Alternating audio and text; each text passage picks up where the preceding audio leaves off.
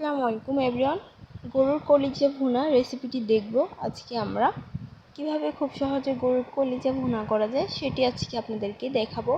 এখানে আমি 3 চামচ তেল দিয়ে নিয়েছি, 2টি এলাচ এবং 2টি খাল দিয়ে দিয়েছি,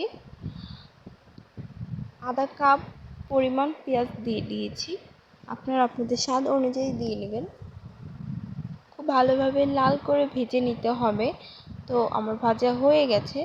এখন আমি আদা রসুন 2 চামচ করে 4 চামচ আদা রসুন দিয়েছি। খুব ভালোভাবে নেড়ে নিতে হবে। তো এবার আমি পানিটা দিয়ে নিচ্ছি। খুব ভালোভাবে পানিটা দিয়ে নিতে হবে। 2-4 চামচ হলুদ গুঁড়ো দিচ্ছি, 2-3 চামচ মরিচের গুঁড়ো দিয়ে নেড়ে নিচ্ছি খুব ভালোভাবে।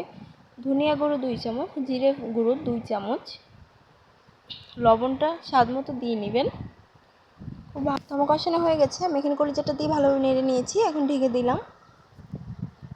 খুব ভালোভাবে কষাতে হবে। তো ঢাকনাটা উঠিয়ে দেখছি, ভালোভাবে নেড়ে নিচ্ছি। খুব সুন্দরভাবে নেড়ে নেবেন। যত কষাবেন তত কলিজা ভুনাটা মজা হবে। তো আমার খুব ভালোভাবে কষিয়ে নিয়েছি। এবার জল দিয়ে নিলাম পরিমাণ মতো। ঢেকে দিচ্ছি, বলক ওঠার আগ পর্যন্ত এটা থাকবে। তো বলক উঠে গেছে, তাই আমি ঢাকনাটা সরিয়ে নেড়ে দিচ্ছি। এবার এটাকে ঢাকনাকে খোলা রাখতে হবে, তাহলে পানিটা শুকিয়ে যাবে, জাল চলে আসবে। তো আমার পানিটা প্রায় শুকিয়ে এসেছে।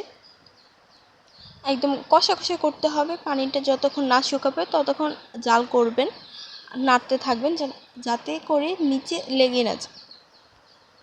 তো আমার ভুনাটা হয়ে গেছে। আমি বাটিতে তুলে নিয়েছি, খুব সুন্দর হয়েছে। বাটিতে তুলে নিয়েছি। Please subscribe my channel Afsana Islam. আসসালামু আলাইকুম।